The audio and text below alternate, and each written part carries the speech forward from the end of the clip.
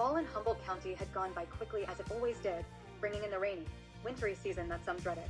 The only reason Carmen didn't dread the winter was Christmas.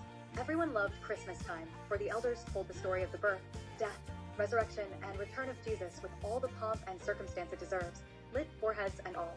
The only people who were not so enthusiastic about it were the older teens, for they were made to put on two plays, one depicting the old, classic Christmas story of Jesus' birth, and one depicting the return of Jesus 16 years ago. They did enjoy doing the second play, for each year they had to find a different way to depict the rapture. It was fun to make people disappear from the stage in the blink of an eye.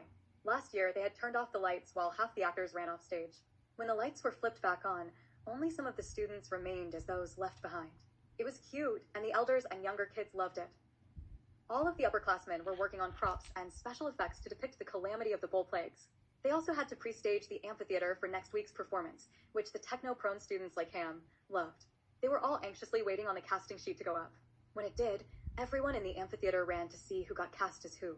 Carmen was not surprised to find out she was cast as an angel in Jesus' army, again. It was fine with her.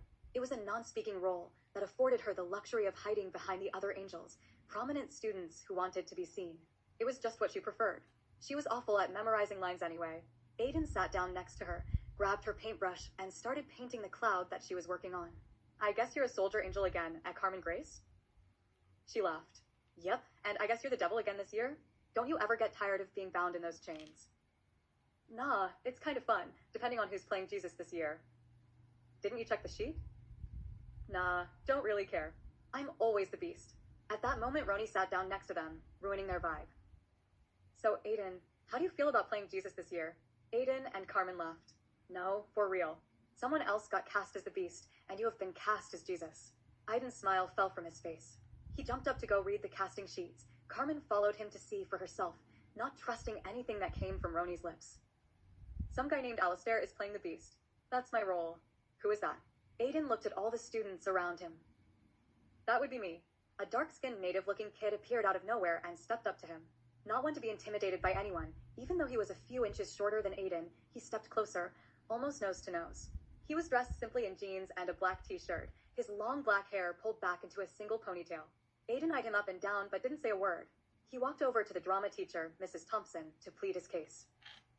Mrs. Thompson, I cannot play Jesus, Aidan said loudly. And why not Aidan? Mrs. Thompson had expected this from one of her most unruly students. Aidan couldn't think of any other reason other than he simply didn't want to, so he said, I'm too white. Look at me. I can't pass for Jesus. All the students who were within earshot laughed.